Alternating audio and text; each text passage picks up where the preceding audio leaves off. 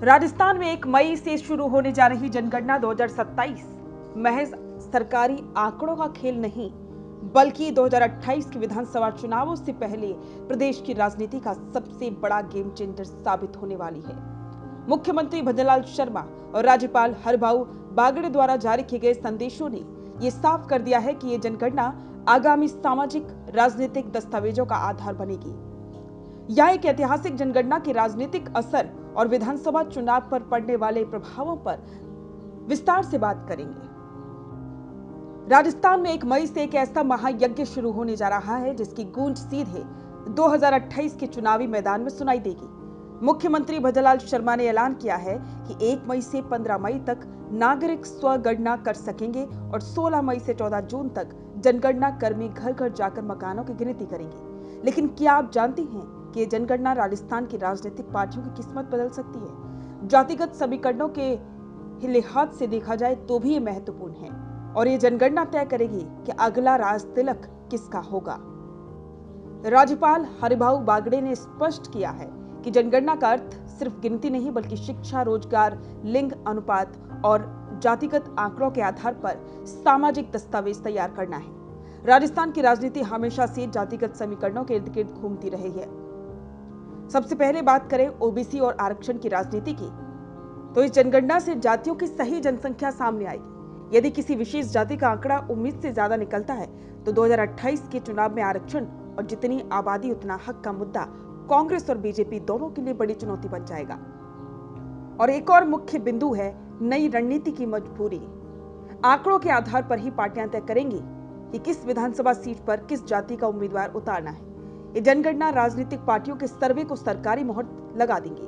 मुख्यमंत्री ने इसे विकसित राजस्थान और विकसित भारत के सपने को साकार करने का जरिया बताया है, लेकिन इसके पीछे गहरा सियासी अर्थ छिपा है। जनगणना से पता चलेगा कि किन क्षेत्रों जैसे कि मारवाड़, मेवाड़ या शेखावाटी में विकास की सबसे ज्यादा कमी है। बीजेपी सरकार इन आंकड़ों का इस्तेमाल करके नई योजनाएं उन क्षेत्रों में केंद्रित कर सकती है जहां उसका जनाधार कमजोर है। तो वहीं कांग्रेस इन आंकड़ों को हथियार बनाकर सरकार पर क्षेत्रीय भेदभाव का आरोप लगा सकती है। अगर किसी क्षेत्र में रोजगार के आंकड़े गिरते हैं तो वो सीधा चुनावी मुद्दा बनेगा।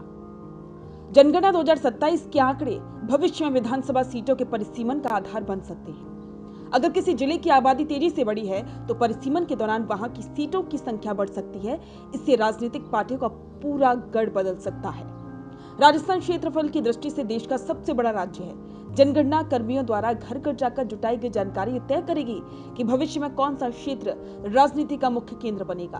पार्टियों को अपने पुराने किलों को बचाने के लिए नए सिरे से मेहनत करनी होगी। मुख्यमंत्री ने कहा है कि यह आधार है जिस पर संसाधनों का वितरण और समाज के अंतिम व्यक्ति तक विकास सुनिश्चित होता है। बीजेपी सरकार इन सटीक आंकड़ों का उपयोग करके लाभार्थी वर्ग को और मजबूत करेगी।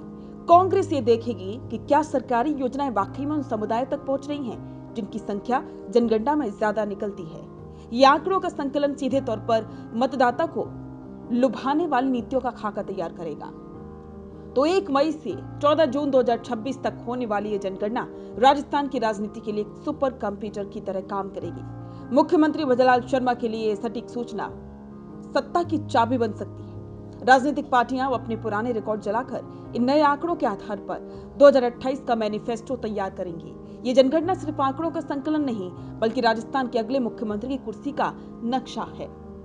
तो क्या आपको लगता है कि जनगणना के आंकड़े राजस्थान की राजनीति में बड़ा फेरबदल करेंगे? क्या जातिगत आंकड़ों से पार्टियों की मुसीबत बढ़ेगी?